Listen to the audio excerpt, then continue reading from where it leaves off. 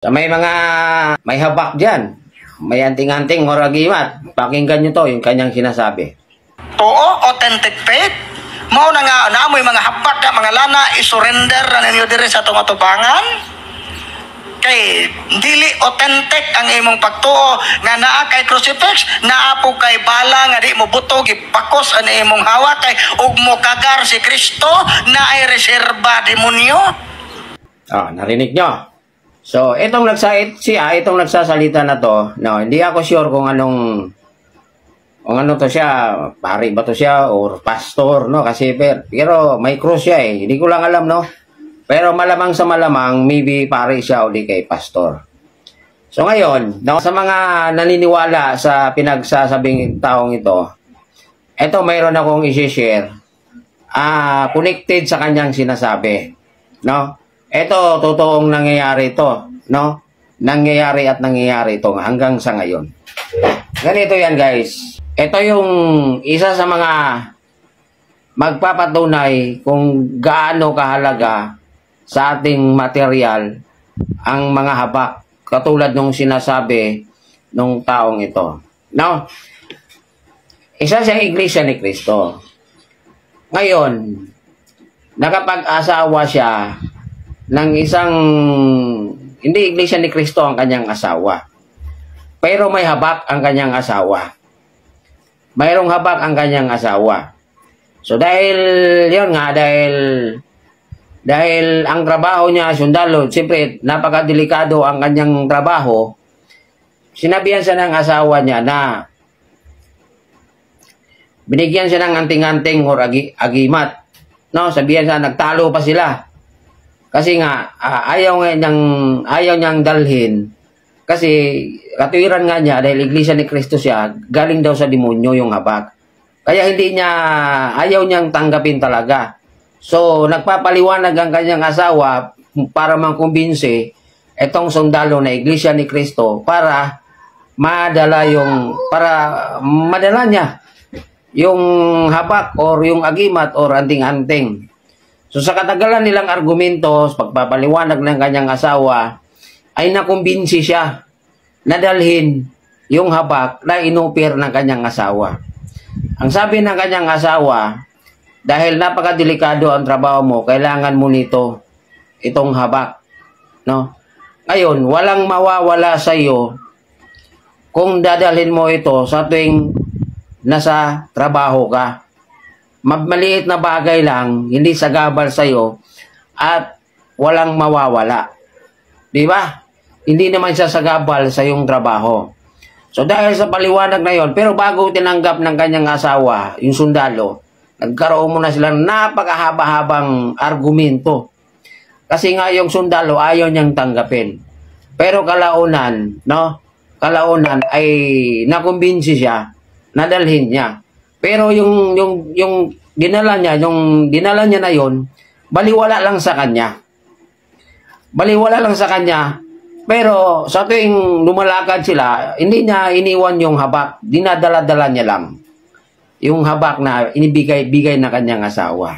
So, ayun. At tapos, bago sinabihan siya niya ng kanyang asawa na sa panahon na nasa sitwasyon na nasa gipit ka, no, nasa alanganing sitwasyon ka, banggitin mo lang itong pangalan na to. So, yun, binigyan siya para bang password. Binigyan siya na eto, sa panahon na banggitin mo lang to. So, yun. Nung sinabi ng kanyang asawa yon, hindi niya nakalimutan kung ano yung sinabi sa kanya nung asawa niya, no? Gusto ko sanang sabihin, hindi ko pwedeng sabihin kung ano yung password na yon. No? So, ayun, nakumbinsi yung sundalo na dalhin niya. So, nagtatrabaho siya, nag-ooperasyon sila. Isang beses, naambos sila. Naambos sila ng mga rebelde. Hindi ko rin sabihin sa inyo kung anong klaseng rebelde. Basta, rebelde, parting Mindanao to nangyari, no? Naambos sila isang beses. So, pagka-ambos nila, pinakbakan sila, no? Pinakbakan sila. So, dahil nabigla sila, so, ang ginawa niya, guys, tinamaan yung mga kasama niya. Direct tayo, naubos ang kanyang kasamahan, patay lahat ng kasamahan. Ang ginawa niya, sakto ala pagputukan, tumalon siya guys, tumalon siya sa kanilang sasakyan kasi naambos nga sila. At naiwan niya yung kanyang baril. So maraming umambos sa kanila at ang ginawa niya, tumalon siya sa ilog. No? Tumalon siya sa ilog. Ngayon, habang niratrat sila, nakita ng rebelde na may tumalon sa ilog na isang sundalo. Yung tumalon na yun yung sundalo na Iglesia ni Cristo. Tumalon siya sa ilog. No, ngayon, nakita siya, nung naubusan na siyang hininga, no, so umahon siya sa tubig.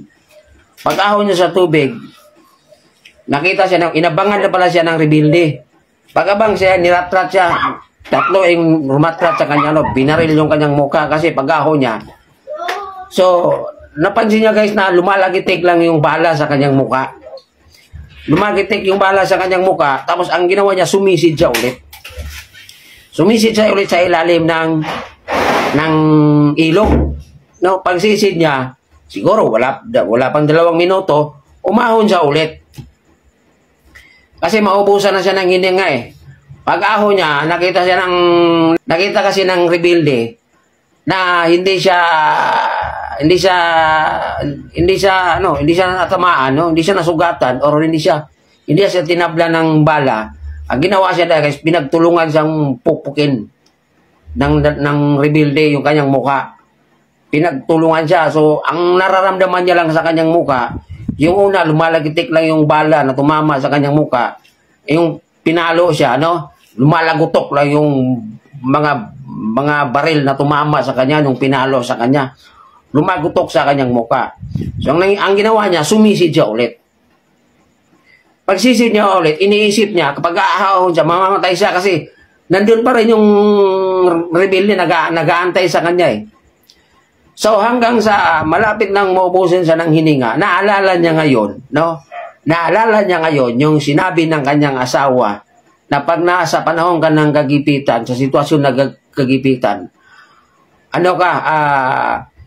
banggitin mo lang tong pangalan na to. So, ang ginawa niya guys, no, masagi pa lang niya sa kanyang isipan yung pangalan na banggitin.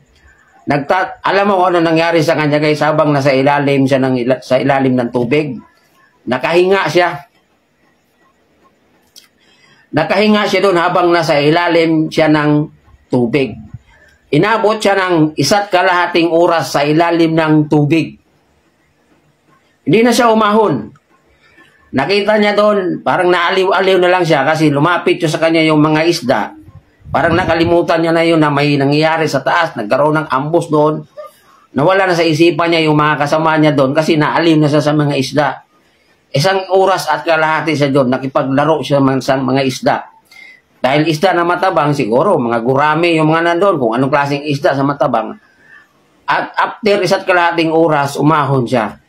Pag-ahon niya guys, patay lahat ng kasamahan niya. At nandyan na yung mga reinforcement niya. So, ganun yun guys, no? So, isipin mo, isang Iglesia ni Cristo na sundalo na pinagbabawal sa kanila yan, yung mga ganyan, dahil mayroon silang paliwanag niyan. Dahil yung mga habak na yan ay saka sa demonyo lang. Isipin nyo guys, no? Nang dahil sa habak, no, sa anting-anting agimat na binigay ng kanyang asawa, ay nakaligtas siya, no? Nakasurvive siya sa ambush na nangyayari.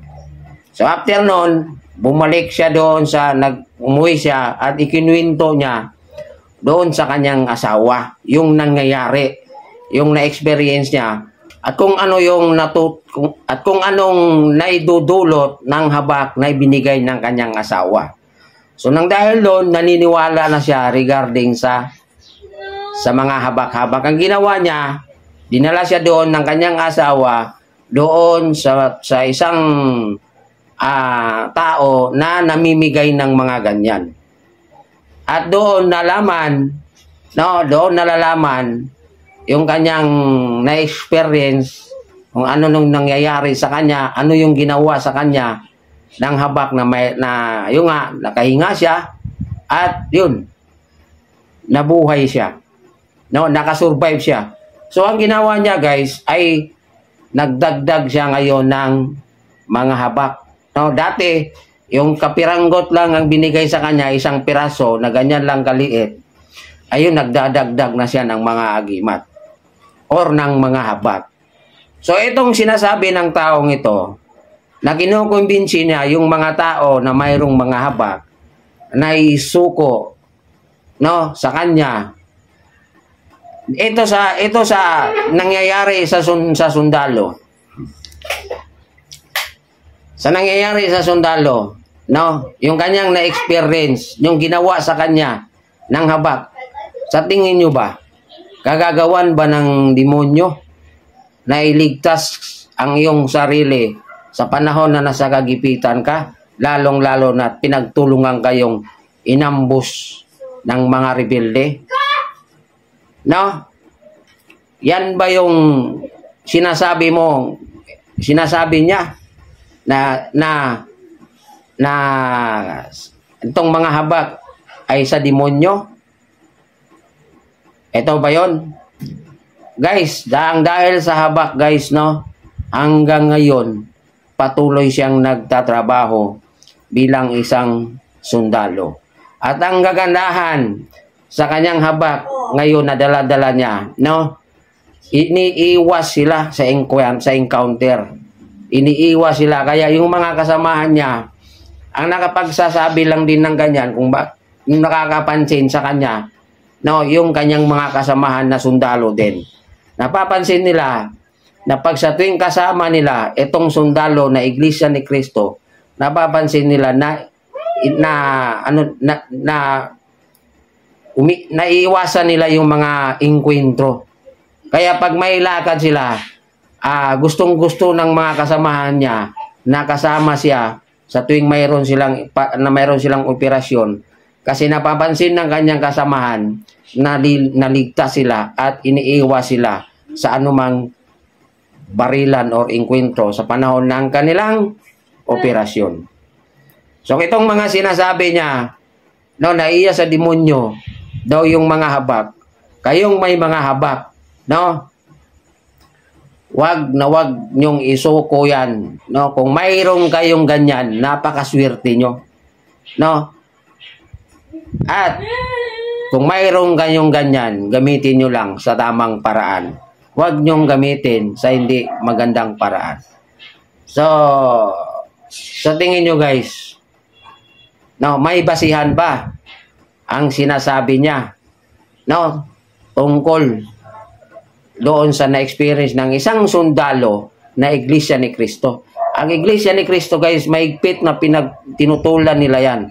Ganun din ang kanilang paniniwala na ang habak, mga anting-anting or agimat ay galing sa demonyo. Pero walang nawawala sa isang sundalo na dinala niya lang, no? Dinala niya lang, no?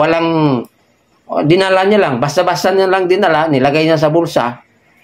Pero sa isang pangyari na hindi nila inaasahan, naligtas siya sa habak na mahigpit na tinututulan na itong pare na to or pastor ba to.